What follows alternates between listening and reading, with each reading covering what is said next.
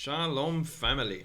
So there's been a lot of upheaval and outcry, and we're going to cover it in this video because it is definitely worth touching on the fact that Qatar wants to gift Donald Trump a replacement jet for Air Force One. So has everyone up in arms, and the amazing thing is it brought the Republicans and Democrats together, because both sides are screaming about how this is unethical and actually against the Constitution of the United States of America. So let's just dive into a few facts on this thing quickly.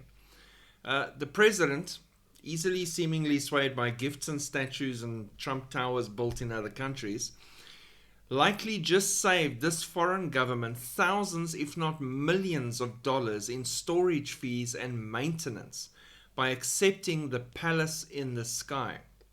The super luxury Boeing 747 that the Qatari government has been trying to sell since 2020. Trump intends to use it as a temporary Air Force One. Now let me just add here quickly, they can't use it as a temporary Air Force One at all.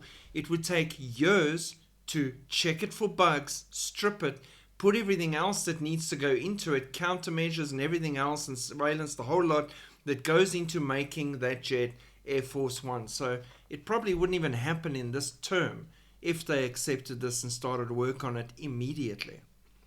Qatar, like many modern states, is shifting towards leaner, more versatile aircraft which offer better economics and more discreet presence for official travel. The plane, of which the Qatari government owns 3, has been phased out of their air fleets and across the world for the last decade due to the unreasonable gas guzzling and the security risk because of the ginormous size.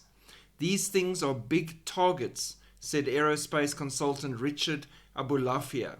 There are a lot more airports you can get into if you have a narrow body, and many more still if you have a traditional business jet. Now again, I ask myself the same question, and I get the countermeasures and everything and all those things that go into it, but why not a proper state-of-the-art, smaller business jet that can be faster, more maneuverable, and get you in and out? You could even use ex-fighter pilots from your Air Force and have them trained up to fly this. You could equip it with all sorts of weaponry to protect yourself. It'll be lighter on fuel, it'll be quicker, people won't really know what's happening with you. It makes more sense.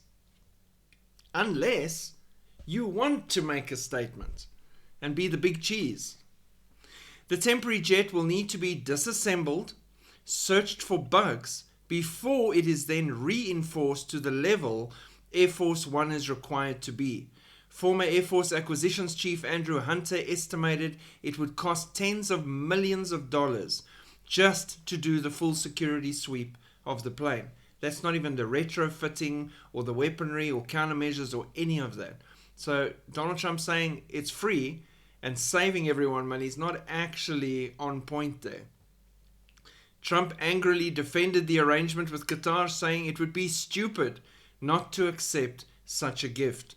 The plan has raised major ethical questions as the US Constitution prohibits government officials from accepting gifts from any king, prince, or foreign state, which this ticks almost all the boxes.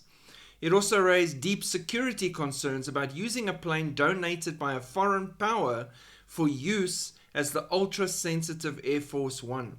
The jet is designed to serve as a mobile command center for the president in the case of an attack on America. So those are the big ones.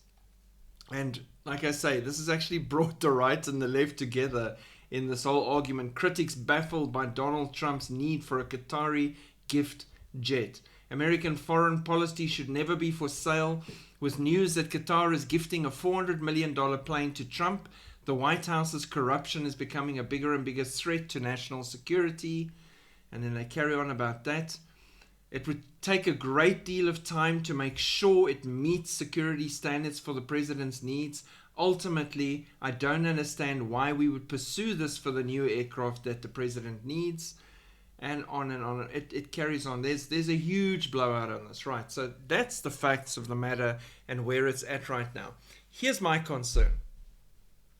Qatar is a known affiliate and supporter of known terrorist organizations across the Middle East and the world, like Hamas and Hezbollah, Islamic Jihad, and places like that. They have been actively involved with Hamas and supporting Hamas with the whole October 7th thing and the hostage negotiations. Qatar has their hands drenched in blood and desperately wants Israel eliminated and wiped out, and will help everyone that is actively working towards that goal. So by accepting that gift covered in blood from the Qataris, you are supporting their desires and their vision. You are not standing against what they represent.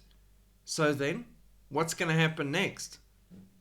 What's the next rollout?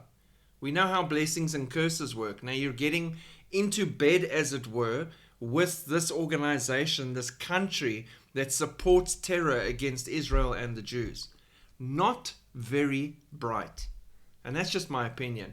And I love flying, and I would also push for a smaller, thinner body, faster, more maneuverable plane for situations like that and travel. Since they're all screaming climate change and, save the earth and fly less and don't waste so much jet fuel, how about shrinking it all down and, practice what you preach? But that's just a whole other side issue, because we know the climate hoax is exactly that. What we're seeing in the climate is a preparation of the world and creation for the time of judgment that lies at the door. So, interesting. I think it's one more in a long line of bad decisions made by Trump.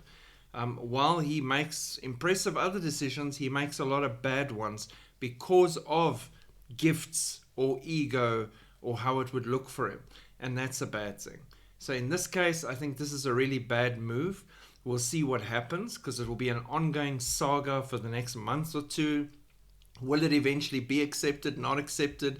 Will it go to court? All these things need to be seen because of the constitutional issue, the ethical issue, all these other things that are coming into play. So interesting to see.